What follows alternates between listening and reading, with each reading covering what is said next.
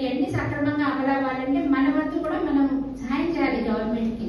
మనం ఎప్పుడు తీసుకోవడమే కాదు, ఇవ్వడం కూడా ఉండాలి. మన వంతు సహాయం చేయాలంటే మనం దాన్ని దుర్వినియోగం చేయాలి మనకి ఇచ్చే పథకాలని. దయచేసి అందరూ కూడా ఇది అవగాహన కల్పించుకొని గవర్నమెంట్ కనుక సహకరిస్తే ఇంకా సక్రమంగా అవసరమైన రైతుల వరకు అందుతాయి. మళ్ళీ ఎక్కడ కూడా మనకి కొరత అనేది కనపడదు. ఇప్పుడు కొరత వచ్చింది అనేది మళ్ళీ మీరే దుర్వినియోగం చేసేది మనమే, కొరత వచ్చిందని మళ్ళీ గోల చేసేది మనమే. ఎందుకు వస్తుంది మనమే ఆలోచించుకోవాలి. యూరియా కొరత ఎందుకు వస్తుంది?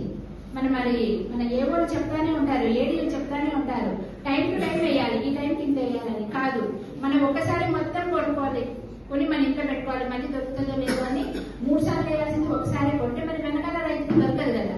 అదే కొరత అంటే. కనుక దయచేసి మీరందరూ సహకరించండి. నేను చెప్పేది అర్థం చేసుకోండి. కొద్దిగా కఠినంగా అనిపించవచ్చు కానీ ఇవన్నీ పచ్చి నిజాలు. సహకరిస్తే టైం టు టైం గవర్నమెంట్ ఏదైనా సరే మనకి సపోర్ట్ చేస్తుంది. మన తుమ్మల నాగేశ్వరరావు గారే ఉన్నారు మన మినిస్టర్, మనకేం లోటు ఉండదు. ఆయన స్వయంగా రైతు కనుక ఏ టైంకి రైతులకు ఏమి ఇవ్వాలి అనేది ఆయనకు తెలుసు. పైగా పదే చెప్తూనే ఉన్నారు కాల్చొద్దు అని. అయినా మనం కాల్స్తున్నాం. వాళ్ళు అంటే చెప్తారే మనం ఈజీ ఇది అని. కానీ దానివల్ల లాస్ అయ్యేది ఎవరు? మనమే లాస్ అవుతాం. నేలలో ఉన్న సారం అంతా ఇంకిపోతుంది. ఇంకిపోయి ఇప్పుడు మేము సింగరేణి ఇక్కడ పొల్యూషన్ ఎక్కువైందని ధర్నాలు అవన్నీ చేసి వాళ్ళకు వేరే దగ్గర ఇల్లు కట్టించడం ఇవన్నీ చేస్తున్నాం. కానీ మరి పంట కాలిస్తే ఎంత మసి వస్తుంది, ఎంత పొగ వస్తుంది, ఎంత కాలుష్యం వస్తుంది, వాయు కాలుష్యం. పీల్చేది మనమే కదా. మళ్ళీ కార్బన్ డైఆక్సైడ్ అవన్నీ ఎక్కువైపోయి మనమే పీల్చి మనకే శ్వాసకోశ వ్యాధులు వస్తాయి. ఒక సిగరెట్ పొగనే ఎంత డేంజర్ అనుకుంటే ఇది ఎన్ని వేల రెట్లని మనం అంత ఎకరాలు కాలుస్తుంటే అది కూడా ఆలోచించుకోవాలి. ఏది చేసినా మన హెల్త్కే ఇంపాక్ట్ పడుతుంది. తర్వాత ఎక్కువ మనం పురుగు మందులు వాడుతున్నాం.